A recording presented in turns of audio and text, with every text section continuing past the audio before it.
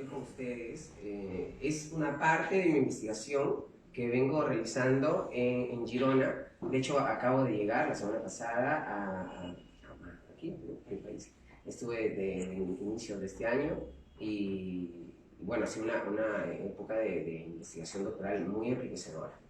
El tema, como les decía, que voy a compartir con ustedes es una parte de la investigación que pienso que puede tener utilidad e importancia, no solamente teórica, por su visión multidisciplinar del conocimiento jurídico, sino sobre todo también en la práctica judicial y fiscal. ¿Okay? Quiero hacer algunas preguntas aquí. ¿Quiénes son, no sé, estudiantes de Derecho? ¿Hay algún estudiante de Derecho aquí? ¿No? ¿Egresados? ¿Ya todos son abogados? ¿Sí? ¿Todos son abogados? Bueno, levanten la mano con orgullo, por favor, somos estudiantes. Muy bien. ¿Y el personal del Ministerio Público? Fiscales, asistente de función fiscal. Ok, ¿y los demás? No sé, abogados en ejercicio, de veras, abogados del ejercicio libre. Eso, del ejercicio libre. Son los más libres que pueda haber. La información que voy a advertirles es una información que puede ser útil a todos los participantes en el sistema de justicia. No es solo para los jueces o fiscales, sino sobre todo para todos que de algún modo participan o se acercan al sistema de justicia en diferentes ámbitos. Quiero comenzar con algunas preguntas. ¿Qué sucedería si les comentara ahora que tanto abogados, jueces y fiscales a menudo toman decisiones sobre problemas dependiendo de la hora del día? Por ejemplo, la pregunta sigue: ¿es posible que la decisión de un juez o fiscal, en este caso de un juez, sobre la libertad de un procesado podría estar afectado por la hora en que se resuelve? ¿Sí me entienden la pregunta? Es decir, y muy a pelo porque acabo de llegar tarde, entonces tiene que ver eso también, ¿no? Es decir, ustedes están probablemente un poco incómodos por la tardanza, cosa que es natural, pero la pregunta que quiero plantearles para comenzar con la reflexión es si de algún modo el horario de labores, de la jornada laboral, podría intervenir en la toma de decisiones fiscales, judiciales, aún en la opción del abogado en ejercicio, ¿o no? ¿Qué creen ustedes? Intuitivamente ustedes dirían, ¿no? Sí, definitivamente, algo, no sé, no somos expertos en esto, pero de algún modo algo incide en la toma de decisiones, ¿no?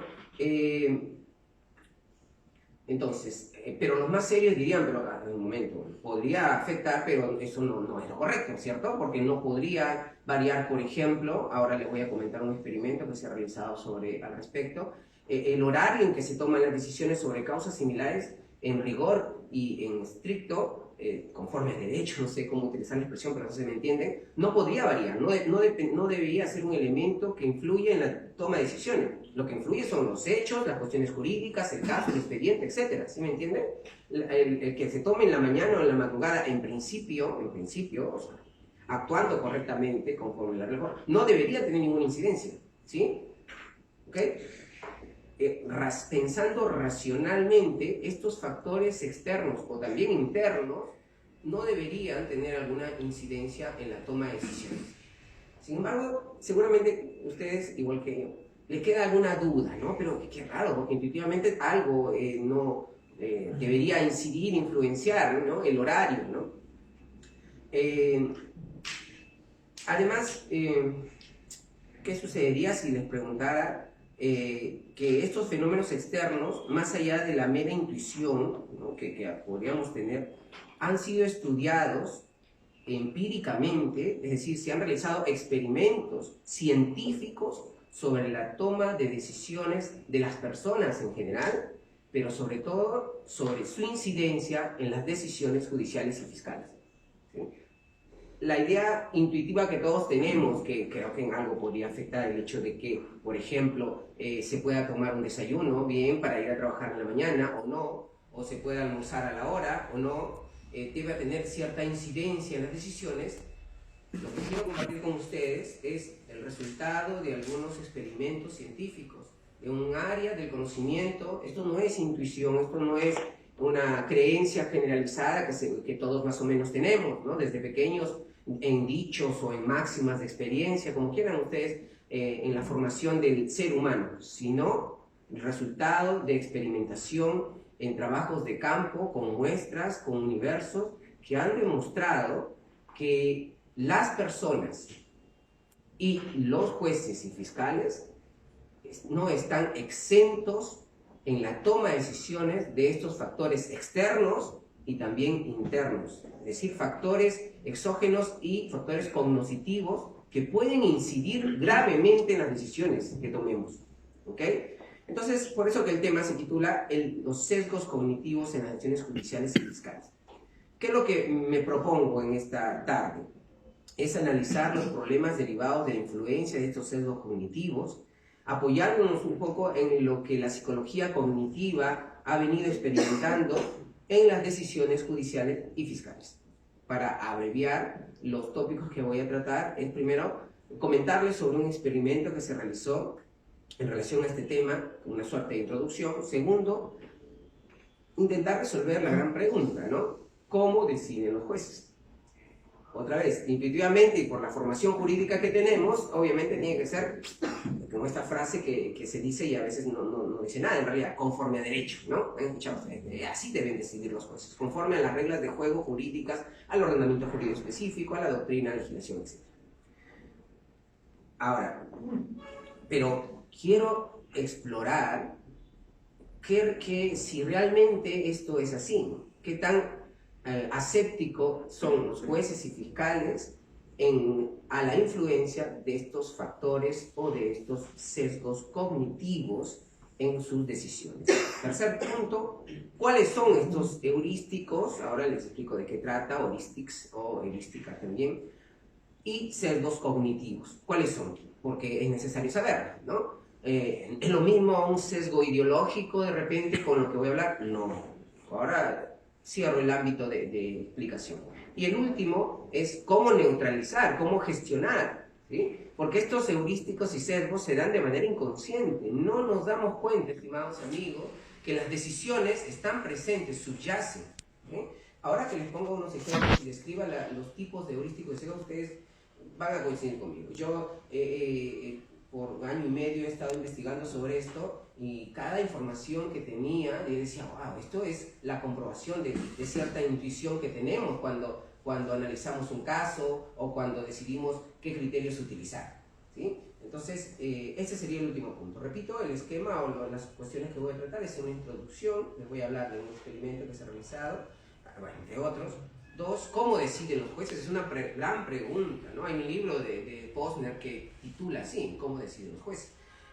3 tipos de heurísticos y sesgos para identificar en nuestra práctica judicial. Y 4, cómo neutralizar, o algunos ya lo denominan cómo gestionar, porque aunque nos duela mucho, este tipo de sesgos heurísticos a lo mucho podemos gestionar y controlar, y no eliminar por completo. La ciencia cognitiva ha demostrado que no lo podemos eliminar, hay que gestionar, hay que manejarlos adecuadamente. Comienzo con el experimento. Vuelvo a la pregunta inicial. ¿Tomamos la misma decisión sobre un problema en distintas horas del día? Por ejemplo, la decisión de un juez sobre la libertad de un procesado está afectada por la hora en que se toma esta decisión. ¿Es posible siquiera plantearse esa pregunta, ¿no? El modelo racional, la que todos más o menos utilizamos para resolver y tomar una decisión, nos llevará a decir que no, definitivamente, ¿no? Porque se espera de que las decisiones sean el resultado del análisis de las probabilidades y de las utilidades que se puede extraer a partir de una situación, y de esta manera lógica y racional se toman las decisiones, ¿no? Sin embargo, en un experimento realizado por los profesores Jonathan Levat en la Universidad de Columbia y Shai Dessinger en la Universidad de Negev, en Israel, que se titulaba Factores externos en las decisiones judiciales, publicado en la Academia de Ciencias de los Estados Unidos, tenía el propósito de averiguar si ante problemas similares decidimos lo mismo a cualquier hora del día. Esta pregunta, muy intuitiva, ha sido experimentada y les voy a comentar sobre eso. La idea de referencia es esta idea muy básica, sobre todo en la literatura norteamericana. El punto de referencia es que una frase muy utilizada en materia de teoría de la justicia es: la justicia es lo que el juez comió en el desayuno. Es muy utilizada en el lenguaje norteamericano. Ustedes saben que la idea del realismo jurídico, norteamericano sobre todo, tiene bastante influencia en el estudio del derecho norteamericano. Bueno, esta expresión sirvió de referencia para analizar. En este caso no se va a analizar si es que comer más o menos, tomar o no desayuno, tiene influencia en las decisiones judiciales, sino en este experimento lo que se intentaba demostrar es si podría variar el hecho de que se tomen decisiones en las primeras horas del día o al finalizar la jornada laboral. ¿Ok? ¿Está claro esto? Las características del estudio eran algunas jornadas de trabajo elegidas aleatoriamente de 8 jueces. Su labor consistía en decidir en base a informes que se les presentaba si concedían a los detenidos la libertad condicional. De eso se trataba. La media diaria de decisiones de cada juez era de 35. En total se analizaron 1.112 sentencias o decisiones, en este caso sobre la libertad provisional, y las jornadas de trabajo tenían 3 partes, ¿no? Más o menos como aquí, ¿no? 3 partes. ¿Cuántas partes tienen? 2, ¿no? La mañana, almuerzo o de corrido es aquí. De corrido. Ah, de corrido. Digo esto porque en el Poder Judicial se cambió, también era de corrido, ¿no? Y aquí el Ministerio no se mantiene, está bien. Lo que a ustedes les resulte más conveniente, ¿no? Pero aquí en el caso del experimento se realizaron 3 momentos. 2 pausas, una para desayunar y la otra para comer, para almorzar. Los resultados eran que la media de las decisiones favorables, ¿sí? Luego, si gustan, les alcanzo el informe completo, estoy abreviando, pero el resultado más o menos decía que la media de las decisiones favorables de las primeras resoluciones analizadas en cada uno de los 3 periodos de trabajo de la jornada era del 65%, mientras que las últimas decisiones tomadas antes de cada descanso o fin de jornada se aproximaba al 0%, ¿sí? De otorgamiento de las libertades provisionales, ¿eh? No interesaba incluso las variables. En este experimento, las variables si eran casos similares, o si era del mismo sexo o etnia, o sujetos si habían cumplido o no la primera condena, o si había condenas previas. No. El resultado era, o fue, realmente alarmante.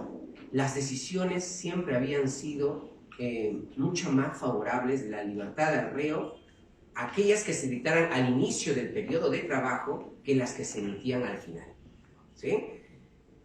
Repito, el resultado es, ante un juez, hasta el 65% de posibilidades de decisiones favorables si acababa de comenzar la jornada de trabajo, mientras que si se llevaba a horas de trabajo ya al finalizar, por el resultado del cansancio, y ya habían tomado diversas decisiones, se acercaban al 0% de posibilidades de la concesión de libertad provisional.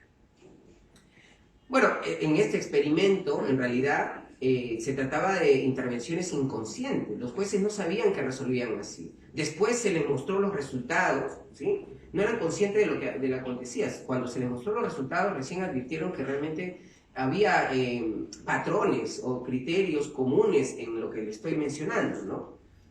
Todos, como ustedes también, consideraban que habían estudiado bien los casos, que habían resuelto conforme a derecho, etc. Sin embargo, los resultados demostraban una clara variación de las decisiones que se tomaron en la primera fase de la jornada de trabajo que al final. Conclusión inicial con este experimento. Un profesional competente y preparado como el juez, el fiscal en sus casos, cuyo trabajo consiste en decidir, a medida que avanza el cansancio mental, se ve más afectado por los sesgos y acaba cayendo a la deriva en la toma de decisiones más fáciles en cada problema. ¿Me entienden el experimento de qué trata? No sé si todo más o menos, creo que ya les varía un poco.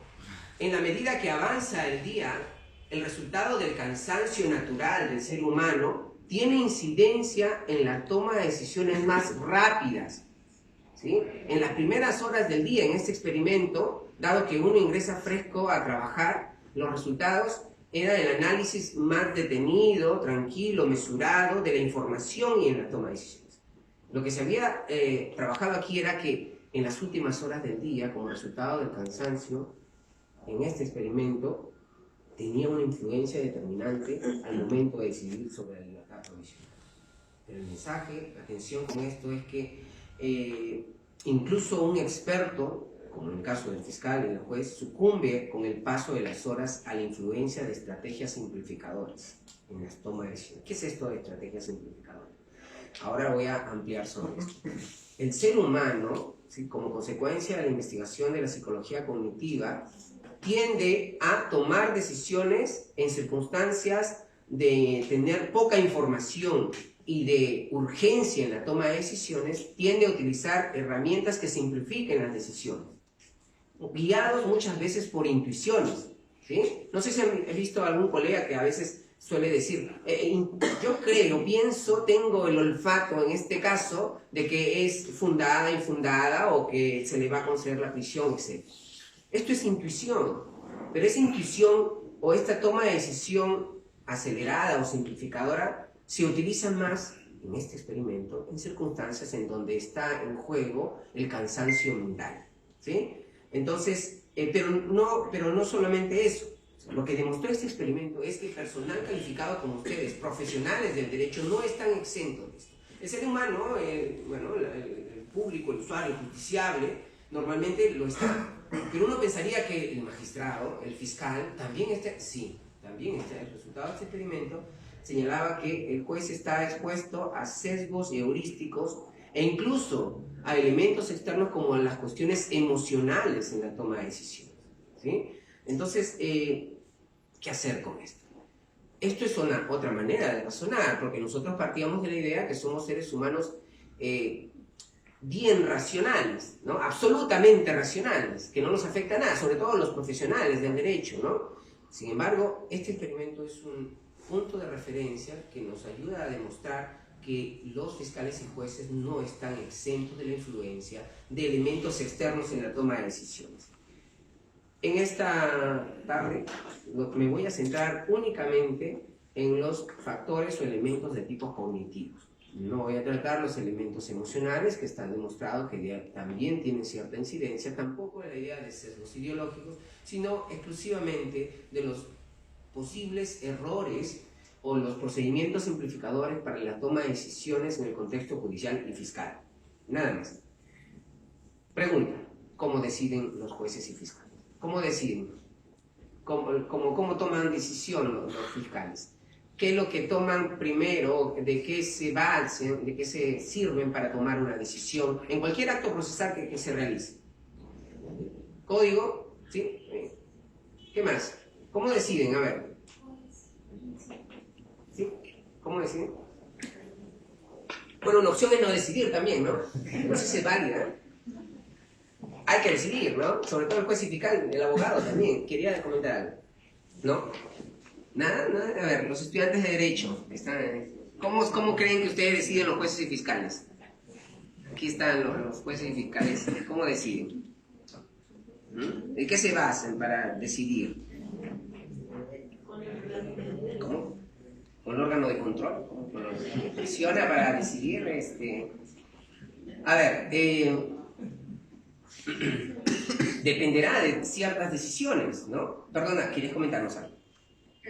Bueno, cuando tuve la oportunidad de trabajar dentro de este órgano, todos los fiscales que estuve trabajando para ellos, tenían la conciencia de utilizar primero, conocer el hecho, finalmente ver qué elementos de convicción ya podrían haber recurrido y finalmente ver y encontrar esto en la ley. Y bajo todo ello tomaban la decisión si es que era consecuente proceder a una formalización o simplemente el archivo. Perfecto. Aquí los fiscales entonces todos trabajan conforme a unas prácticas judiciales fiscales sustentadas en normas legales. Pero en algún momento recuerda bien, en algún momento de tu práctica, por ahí no habrás escuchado decir, en este caso es igualito a otros casos anteriores. Y por tanto, el resultado de esta decisión será semejante a los anteriores. ¿No habrás escuchado por ahí? O también esta práctica de, mira, este caso es semejante al modelo que tenemos en la computadora, solo cambian los datos y más o menos decidir. Porque creo que los elementos que acabas de mencionar se aplican directamente. Directamente. No, pero de repente hay una variación en algún elemento. No, es igual. No sé si has escuchado esta manera de razonar. A decir verdad, siempre me decían que me podría guiar, pero no podía tomar el caso en concreto como si fuese igual, porque nunca un caso va a ser idéntico al otro. Ok. digamos que conscientemente nadie se expondría a decir esto, ¿no? Obviamente, menos aquí todavía, ¿no? Se está filmado, entonces de acá directo no lo de control, ¿no? Definitivamente. Pero justamente esa es la problemática, que se tratan de elementos que funcionan de manera intuitiva e inconsciente.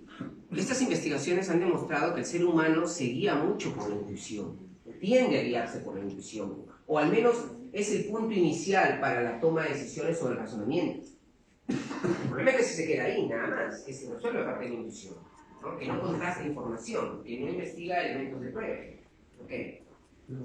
Sí, ¿quieres comentar? Pero la intuición no está basada en el conocimiento que tenemos. En la experiencia, ciertamente. Pero no solamente la experiencia, el conocimiento, el bagaje, todo lo que tenemos, no es que salga la intuición con una idea, voy a O B, porque quiero decir que sea O B, sino que parte de toda mi experiencia y todo mi bagaje que tengo, y bajo eso puedo intuir. Eso. Es el punto inicial de un razonamiento. Pero ¿creen que será suficiente si tomamos una decisión solo a partir de la mera intuición? Ahí viene el problema. Ahí viene el problema. Ahora, y hay que tener cuidado, voy a seguir hablando, ¿vale? Pero guiarse incluso como punto inicial, intuitivamente, un caso, a partir de la experiencia, puede también dar pie a un heurístico, que le voy a comentar, totalmente responsable de generadores de errores en las decisiones. El heurístico de anclaje y ajuste. Ahora les voy a comentar. Atención con esto porque es interesante el comentario que haces. Ahora, la cuestión, como bien mencionaba, ¿cuál es tu nombre? David. Como mencionaba David, se buscan los hechos, se analizan las normas, se contrasta elementos de prueba. ¿Okay? Se parte de hechos inciertos, ¿sí? Que hay que esclarecer, hay que indagar, hay que investigar como fiscal. Pero también se parte de información limitada, ¿sí? Miren, dos elementos, ¿ok? La toma de decisiones normalmente de las personas, pero también del fiscal, se tiene en cuenta información limitada, ¿sí?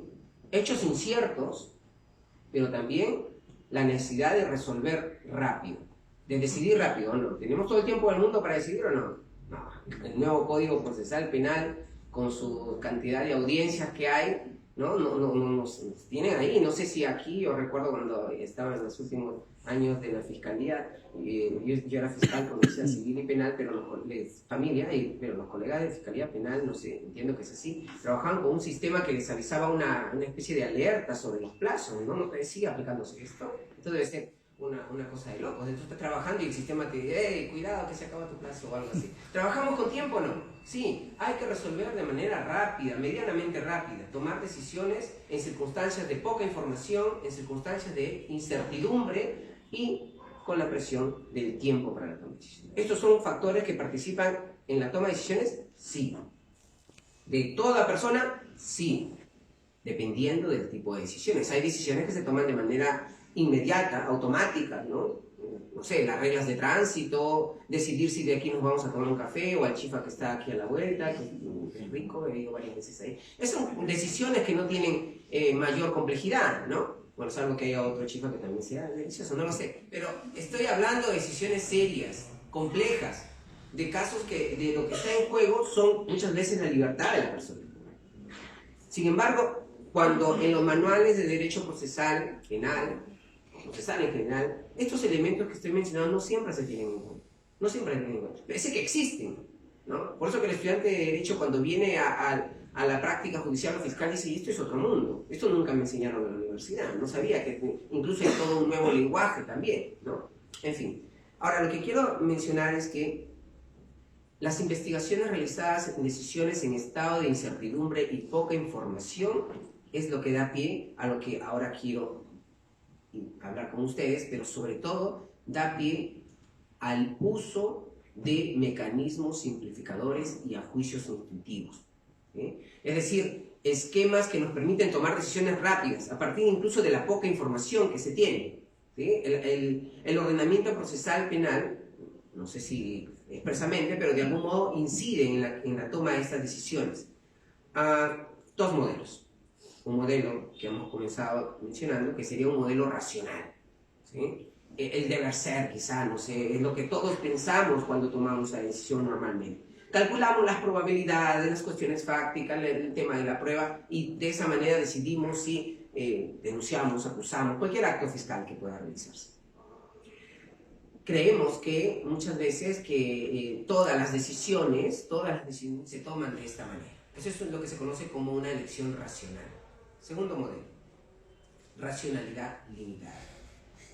A partir de los años 70, sobre todo con las investigaciones de Tversky y Kahneman, en el estudio de la toma de decisiones, y en particular en su programa de sesgos y heurísticos, demostraron que no existe propiamente algo como una racionalidad absoluta.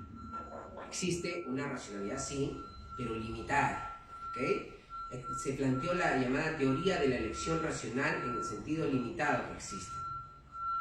Ahora, también se concluyó en estos estudios que cuando se toman decisiones, usualmente las personas suelen apoyarse en reglas cognitivas que tienden a utilizar de manera inconsciente o intuitivamente. No se da cuenta la persona, pero eso es lo que hace, ¿sí? Guiándose de diversas cuestiones, intuiciones, experiencias de casos pasados, etc. Pero lo cierto es que afectan estas dos situaciones. Primero, las heurísticas o heurísticos o procedimientos heurísticos, que no son otra cosa que procedimientos simplificadores que nos ayudan o ayudan a la persona para tomar decisiones rápidas, ¿sí? En circunstancias complejas, en situaciones de poca información, es decir, de incertidumbre.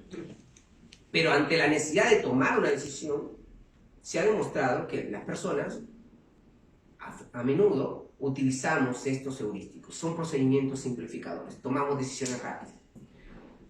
Esto es lo que se conoce como heurísticas, ¿okay? Son procedimientos mentales, las cuales, si bien con carácter general, pueden ser utilizados para la vida cotidiana, ¿sí? En muchas actividades o actos que el ser humano realiza, no se está deteniendo a analizarlo, no se toma muchos minutos. Muchas veces lo decide de manera inmediata. Aún en las decisiones complejas e importantes, ¿eh? ¿Qué voy a estudiar? ¿No? ¿Con quién me voy a casar, por ejemplo? Es una decisión que debe pensarse no sé cuánto tiempo, pero es necesario que se piense. Pero usualmente tomamos decisiones mediante mecanismos simplificadores, ¿sí? Esta idea de una racionalidad absoluta, según los aportes de Tversky y Kahneman en los años 70, plantearon al menos en la discusión de esta racionalidad. Pero además de heurísticas o procedimientos heurísticos, también se ha demostrado que como consecuencia de ello se generan sesgos cognitivos, que no son otra cosa o pueden entenderse como errores en las decisiones judiciales. Los procedimientos heurísticos, los mecanismos simplificadores que utilizamos todos los días para tomar decisiones de manera rápida, generan muchas veces sesgos cognitivos, ¿sí? ¿El contexto judicial y fiscal está exento de estos heurísticos y sesgos? No está exento. Intervienen también en las decisiones judiciales. Ahora bien, quiero precisar de que no es que voy a estigmatizar a las heurísticas, ni sobre todo a las heurísticas, porque realmente nos ayudan a tomar decisiones. Imagínense si por cada decisión nos deteniéramos tanto tiempo a analizar todas las probabilidades. Es más, hay una forma de tomar decisiones a través de probabilidades estadísticas, ¿sí? Es más, se utilizan algoritmos para tomar decisiones también, ¿no? Bueno, algunos también al azar tomamos decisiones, ¿no? A la moneda también. En fin, en la vida diaria, normalmente, ¿utilizamos estos esquemas o modelos para tomar decisiones? No, decidimos rápido, ¿sí? Y el contexto judicial y fiscal también está expuesto en mayor o menor grado, ahora voy a comentarles, a estos heurísticos y sesgos también. Ahora bien, sin embargo, como les decía, si bien lo utilizamos, si bien nos da unos resultados, porque es eficaz, porque tomamos la decisión, no nos detenemos por eso, tomamos la decisión. Sin embargo, en muchas ocasiones puede dar paso a graves sesgos cognitivos, que no es otra cosa que errores en la decisión, en la calidad de la decisión. La decisión se va a tomar, pero no garantiza necesariamente que sean decisiones de calidad o correctas. ¿Cómo deciden entonces los jueces? Y así normalmente deciden las personas según estas investigaciones. La pregunta es cómo deciden ahora los jueces y fiscales. hay dos enfoques. Primero, el enfoque cognitivo, ¿no? El enfoque cognitivo, como creo que lo infieren, está basado en la cantidad y calidad de información que podamos tener y que nos sirven de apoyo para tomar decisión. Procesamos la información al igual que el juez y el fiscal. Si esto es así, los estudios contemporáneos de psicología cognitiva, que no es otra cosa que una área de la psicología, es por eso les decía que esto no es intuición, ¿no? Esto no es una creencia que tenemos generalizada, sino resultado de la experiencia científica. Ha demostrado que con lo que ofrece, es decir, una área del conocimiento de la psicología que nos proporciona insumos para determinar cómo deciden las personas, o sobre todo cómo resuelven las controversias las personas o los problemas. ¿Okay? Se ha demostrado que las personas frecuentemente confiamos demasiado en nuestras intuiciones. El amigo decía, sí, pero a veces es el punto inicial para tomar decisiones, sí, pero se ha demostrado que demasiado confiamos, que casi todo pero casi, tenemos una inclinación o con frecuencia utilizamos las intuiciones para tomar decisiones. Heurísticos y sesgos entonces participan en las decisiones judiciales y fiscales. Ahora quiero comentarles cuáles son estos heurísticos y sesgos que más comúnmente se presentan en las decisiones fiscales y judiciales. Primero, el heurístico de representatividad. ¿En qué consiste este heurístico de representatividad?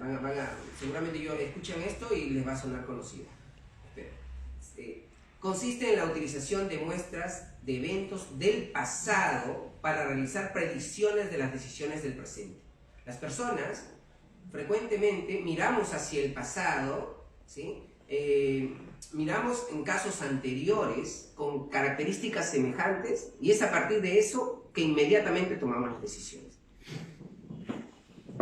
No consideramos muchas veces la muestra, no consideramos si las características son exactamente iguales, sino simplemente con algunos casos, elementos parecidos, e inmediatamente tomamos decisiones.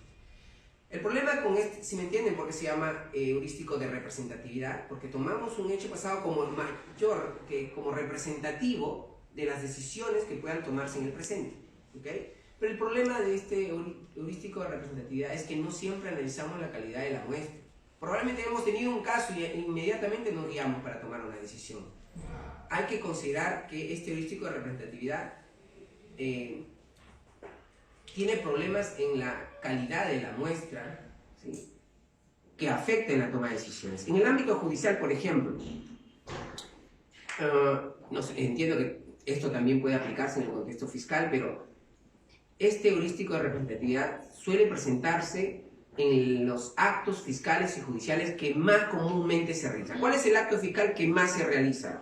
Bueno, en general en todas las fiscalías. ¿Cuál creen que sea el acto fiscal que más realiza? En materia penal, por ejemplo.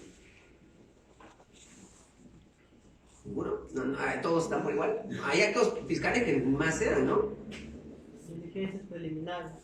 Diligencias preliminares, sí. Pero alguno en particular, por ejemplo, la calificación. ¿Sí? ¿Cuál? ¿El archivamiento? No sé si es el que más se da. Pero lo que quiero decir es que este heurístico de representatividad se presenta en casos que común o frecuentemente se realizan. ¿Ya? Por ejemplo, en el contexto de los procesos no penales, en la calificación de la demanda. Un acto fiscal que más se realice es en donde podemos incurrir en este heurístico de representatividad. Porque lo hacemos frecuentemente, porque ya tenemos más o menos información anterior y a veces no nos detenemos a analizar las características del caso como se merece, sino simplemente nos guiamos en lo que pasó en el caso anterior. Y punto. Ahora,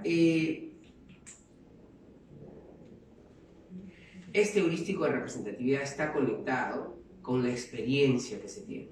Miren, uno diría que la experiencia puede ser un elemento que debe jugar en favor para la toma de decisiones, ¿cierto? Mientras más experiencia, mientras más experimentado, es mejor la calidad de las decisiones. No necesariamente, ¿sí? No necesariamente.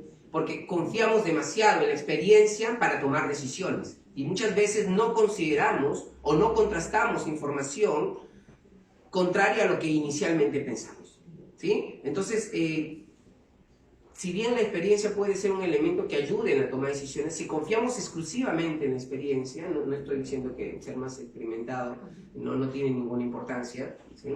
De hecho tiene, pero si confiamos demasiado en la experiencia también podemos incurrir en estos heurísticos. Otro ejemplo, el uso frecuente de la jurisprudencia. Miren lo que estoy diciendo, hay cosas que estoy diciendo que pueden ser chocantes, ¿eh? ¿Cómo que el uso de la jurisprudencia puede ser generador de un heurístico de representatividad? Sí. ¿Sí? Confiamos demasiado en decisiones que consideramos, sobre todo, de los órganos de vértice. Tribunal Constitucional, Corte Suprema, más si son precedentes judiciales. Bueno, aquí no hay que confiar, hay que cumplirlo nada más, estamos obligadas, ¿no? Pero supongamos que en nuestro país se entienda qué es el precedente en sentido estricto, serio, no de que estamos obligados, porque estamos obligados ya no resolvemos nada, ¿sí? La fuerza persuasiva del precedente creo que es importante considerar más que la fuerza obligatoria o vinculante, porque lo que nos persuade de algún modo son las razones y no una obligación que a veces ni siquiera estamos de acuerdo. Podemos utilizar overruling o cualquier elemento que nos aparte del precedente, pero a motivar otra vez sobre eso. No, eso cuesta un poco más rápido. ¿Cuál es más rápido? ¿Cuál es más fácil? ¿Por qué utilizamos estos porcientos? Ver la jurisprudencia antigua. Y si un caso es parecido al que tenemos, uno nada más, ¿eh? Y ni siquiera precedente, ¿sí? ¿Sí me entienden cuando digo esto? Un ave no hace verano, sería la frase. ¿Sí? Una paloma, no sé. Una golondrina. ¿Una decisión judicial de jurisprudencia o no? A ver, recordemos nuestro curso de teoría del derecho en la universidad. ¿Qué es jurisprudencia? No sé, a estas horas del día, como en el caso que ha comentado usted, ya no razonamos mucho, ya estamos cansados. Sí. No, la jurisprudencia es un conjunto de decisiones judiciales, ¿no? O criterios establecidos en conjunto de decisiones judiciales sobre cuestiones no claras, imprecisas, que si bien no tienen fuerza vinculante, tienen fuerza persuasiva en las decisiones. Pero no una. ¿Pero qué hacemos a veces cuando tomamos decisiones? Nos guiamos en una nada más. Y ni siquiera a veces consideramos que en esa una está bien motivada. Hasta que lo diga el Tribunal Constitucional, con todo respeto, o la Corte Suprema, para acabarse. ¿Qué hacemos? Copiamos y pegamos la parte vinculante y muchas veces cuando ni siquiera es vinculante también lo consideramos. ¿Sí me entienden la idea? El uso excesivo o incorrecto de jurisprudencia puede incurrirnos. ¿Sí me entienden el problema de la representatividad? Una decisión judicial que aunque lo pongamos ahí en nuestra decisión fiscal, ¿no? Porque a veces lo solemos citar ahora, ¿no? Toda. Alguien diría, pero que esta es una decisión, ¿cómo es que podemos guiar una decisión? Claro, cuando se trata de precedente, Corte Suprema, Tribunal Tribunal, hay cierto respeto y dice, bueno, no, ¿qué está diciendo el profesor? Es la Corte Suprema, hasta que haya uno incluso, no. El uso excesivo de la jurisprudencia puede conllevar, por problemas de la muestra, ¿sí? No es representativa una decisión, una sentencia judicial, pero es lo que a veces hacemos cuando tomamos decisiones, ¿no? Sobre todo esta tendencia actual, ¿no? Más norteamericana de decidir a partir de casos, ¿no? En mi época, muchos años, pero en mi época lo más sofisticado era recurrir a la doctrina, ¿sí? Porque lo primero es legislación, ¿no? Sobre todo en penal, legalidad es una conditio sine qua non, ¿no? En penal, ¿no? Pero lo más sofisticado acudíamos a la doctrina, ¿no? Trabajamos ahí en los libros, ¿sí? Pero no era una práctica tan común acudir a las decisiones judiciales para decidir o para analizar un caso, etc. No era. Hoy es un lugar normal. No solo tenemos que leer la legislación, la doctrina, sino también las decisiones judiciales, sobre todo las vinculantes, ¿no? Del TC, no sé cuántos precedentes vinculantes tiene. Como 50, creo, ya abajo, ¿no? La Corte Suprema, como 10. Sí, participé en uno, por ejemplo, en materia civil, el 10º. En penal no sé cuántas habrán. ¿Cuántos precedentes en materia penal? En materia penal se entiende más bien que es algo que está conectado con esto, con los plenos jurisdiccionales o plenos acuerdos plenarios, así los llaman en materia penal, ¿verdad? A ver, por favor, entiendo que estoy en un contexto de penal, ¿no? Bueno, me llama la atención, estoy más informado en temas penales. Acuerdos plenarios, muy bien. Estos acuerdos plenarios, aunque legalmente no está previsto, se le atribuye cierta fuerza vinculante, ¿o no? Nadie quiere meterse con los acuerdos plenarios, incluso de la Corte Suprema, obviamente, que el fiscal podría decir no me aparto. Difícil, ¿no? Podría ser un overruling ahí. Pero el uso excesivo, a ciegas, de estas decisiones judiciales para tomar una decisión puede incurrir en este error, en este procedimiento simplificador conocido como heurístico de representatividad, y puede ser generador de sesgos. Atención con esto. Los dos casos mencionados, es decir, el uso frecuente de jurisprudencia, el recordar casos pasados para tomar decisión, per se, no necesariamente conducen a sesgo cognitivo. El problema es cuando confiamos únicamente en eso, cuando razonamos a partir de lo que dicen exageradamente en esta práctica de mirar lo que dice en casos anteriores, ¿sí? Hay que constatar información otra vez, hay que analizar detenidamente. La necesidad de tomar decisiones rápidas con poca información y en estado de certidumbre puede inclinarnos a utilizar este sesgo, a este heurístico de representatividad. Segundo, heurístico de disponibilidad. Esta responde a la pregunta, ¿qué es lo más fácil de recordar para tomar decisiones? ¿Cuál es lo más accesible que tenemos en la memoria, ¿sí?, para tomar una decisión?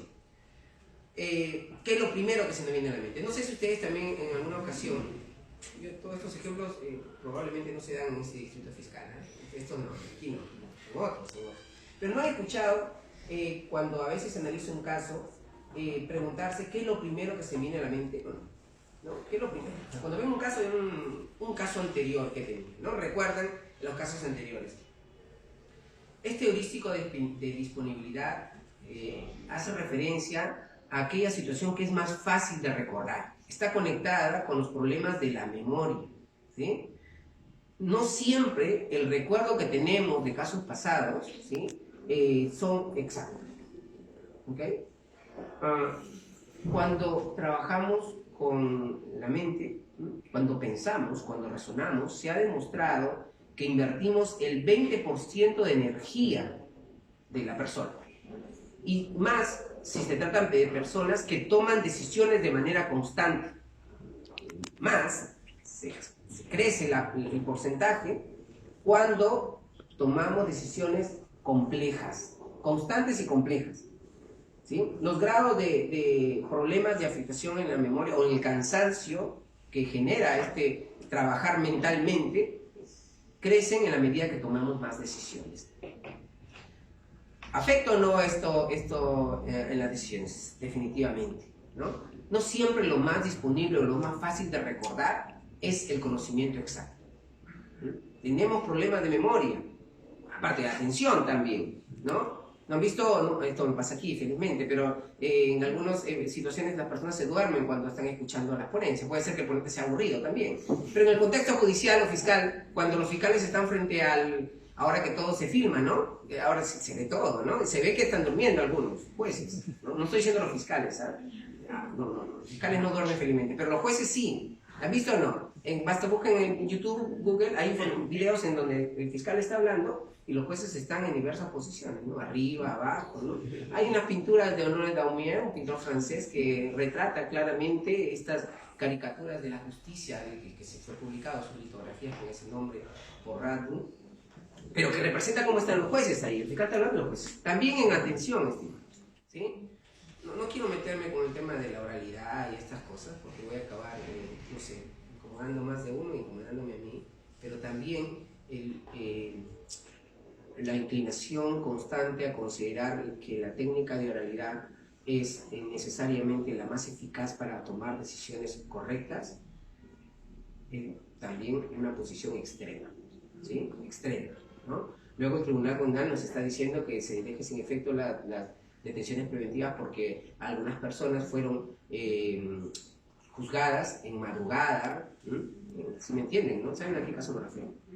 Pues en el libro, porque se dijo de que no es correcto o no podría pensarse que se toman decisiones adecuadas o se puede ejercer correctamente la defensa en una hora del día como una madrugada, ¿sí me entienden? Que todas las audiencias tienen que terminarse por la oralidad y concentración hasta las últimas consecuencias. Cuidado con esto. Bueno, avanzo.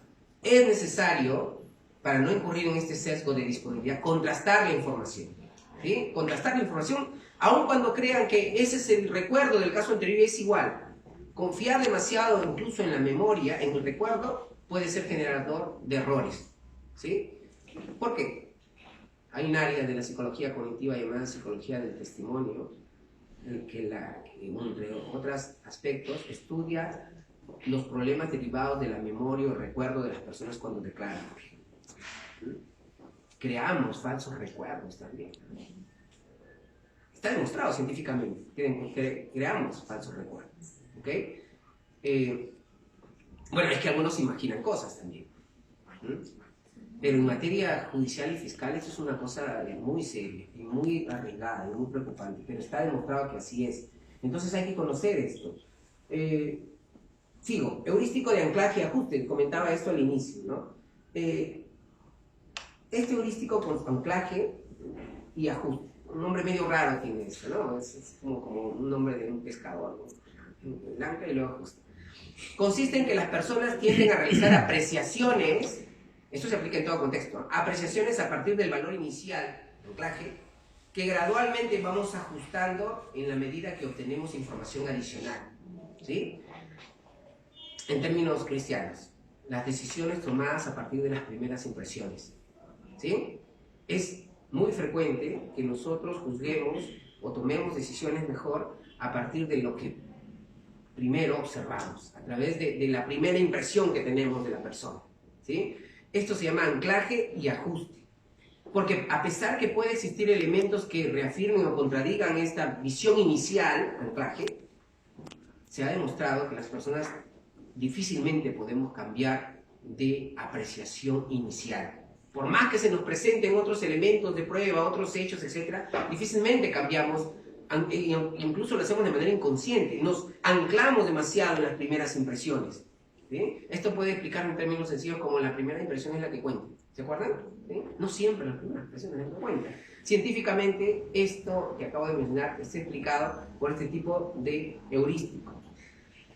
Por tanto, si incurrimos en este heurístico, el resultado final siempre ya va a estar predeterminado por el valor inicial que tenemos. ¿Okay? La idea es que siempre se tiene una conclusión, un juzgamiento desde el inicio. Y por más que eventualmente hayan otros elementos que contradigan esa decisión, difícilmente podemos cambiar. ¿Sí? Difícilmente. A ver, escuchen esto por favor. Ustedes, ¿por qué creen que en procesal en general, los ordenamientos procesales tienden a obligar a las partes a ofrecer todos sus hechos inicialmente? Porque al inicio, ¿sí me entienden? Los hechos nuevos a lo mucho pueden aceptarse, pero siempre al inicio. Proceso no penal es demanda, contestación. El proceso penal también al inicio. ¿Por qué?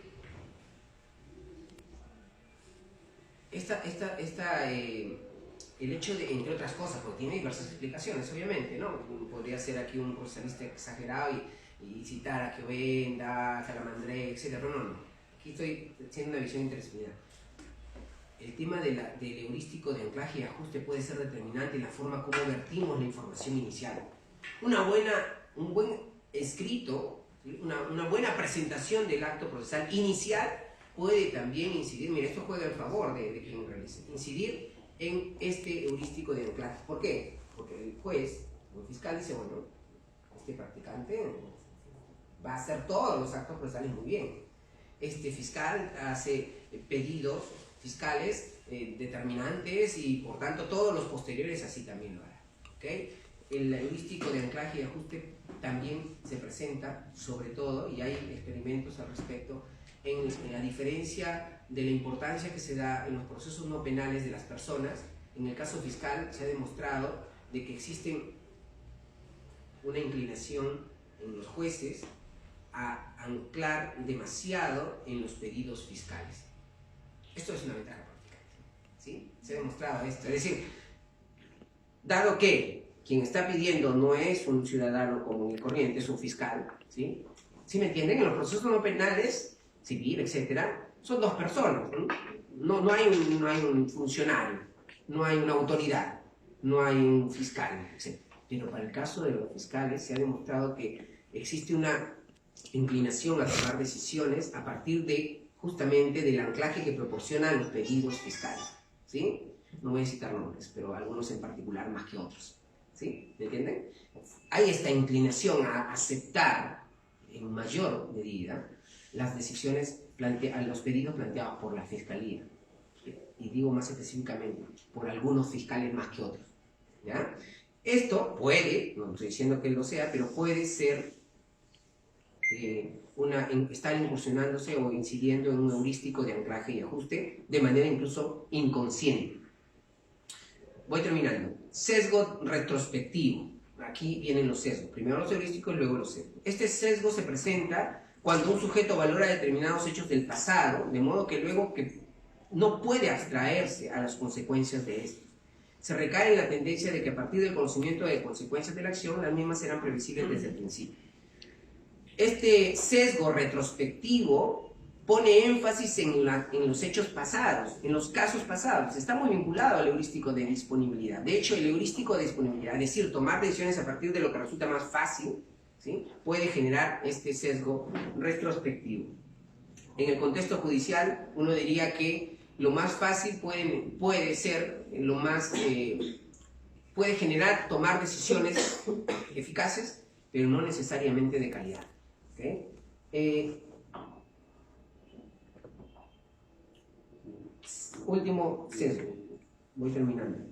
El sesgo de confirmación, que es el que más se ha demostrado que se presentan en las decisiones judiciales y fiscales, que es la tendencia del ser humano a filtrar una información que recibe de manera que de forma inconsciente busca sobrevalorar, en el contexto judicial sobre todo, las pruebas. ¿Sí? Las primeras pruebas presentadas, por más que uno diga, no, tranquilo, esto mejor ni miro las pruebas, estoy esperando que diga la contraparte, no sé, el abogado de la parte investigada, procesada, etcétera, sujeto activo, pasivo, ya ustedes son más precisos en la terminología del proceso penal, procesado, investigado, etcétera. Se ha demostrado que confiamos demasiado en las primeras, en el caso del sesgo de confirmación, en las primeras impresiones de los elementos de pruebas iniciales. ¿Sí? En esta idea de recaudar información, incluso vamos construyendo la teoría del caso, voy a utilizar términos de moda del procesal penal, a partir de la primera información y elementos de prueba que tenemos. Y a veces de manera inconsciente descartamos, ¿sí?, otros elementos de prueba, porque tenemos esta fijación por decidir a partir de las primeras impresiones. La psicología cognitiva ha demostrado que la persona, y el juez y el fiscal no está exento de esto, tienden a existir una especie de polarización mental, de decidir inmediatamente a partir de las primeras impresiones o a partir de los primeros elementos de prueba y hechos presentados en un caso. ¿Sí? Termino. Y luego no sé si va a haber preguntas. Y si hay, seguimos. ¿Qué hacemos con estos heurísticos de representatividad, de accesibilidad, de anclaje y ajuste, los sesgos de retrospectivo y de confirmación? Los estudios han demostrado, estimados amigos, que no podemos eliminar. Sí, no podemos eliminar. Lo único que podemos hacer es neutralizarlas y gestionarlas. ¿Qué hacemos para neutralizar y gestionar estos heurísticos inconscientes, intuitivos y que posiblemente nos generen errores en las decisiones que tomemos? Primero, ser conscientes que existen, porque no somos conscientes. Normalmente en la universidad no se nos prepara para esto, en la actividad fiscal y judicial tampoco. No solo nos dejamos guiar por las intuiciones nada más, pero no somos conscientes que muchas veces estamos incurriendo en este bagaje de heurísticos y sesgos. Eso es lo primero, la llamada educación y formación en psicología cognitiva. Los aportes de la psicología para el proceso penal son tremendos. ¿No? Existen mejores resultados, por ejemplo, en la Cámara GESE. Podemos discutir esto, pero a diferencia de las preguntas que se plantean en el contexto fiscal, no estoy predicando. Pero un psicólogo, en caso de menores, por ejemplo, puede tener mecanismos y métodos de diálogo, ¿sí?, libre para obtener mejor información de un menor, por ejemplo. En fin, la psicología tiene diversas aplicaciones, pero lo primero que debemos ser conscientes, termino ya en serio con esto, es que existen estos sesgos heurísticos. La forma para gestionarlos es conocer. Tener en claro que por más que tengamos recuerdos fáciles de casos pasados, por más que tengamos la tendencia a revisar la jurisprudencia, por más que tengamos la tendencia a ya decidir o juzgar a partir de las primeras impresiones, en procesal diríamos contradictorio previo, necesariamente. ¿ok? No confiemos demasiado en las primeras impresiones porque vamos a incurrir en estos heurísticos y sesgos. Termino con una frase de Piero Calamandrei que de algún modo ya advertía estos problemas. En el libro que todos hemos leído en pregrado, Elogio a los jueces, escrito por un abogado. Decía Calamandrei: temo al juez demasiado seguro de sí mismo, que llega enseguida a la conclusión y que comprende inmediatamente, sin perplejidad y sin arrepentirse. Muchas gracias.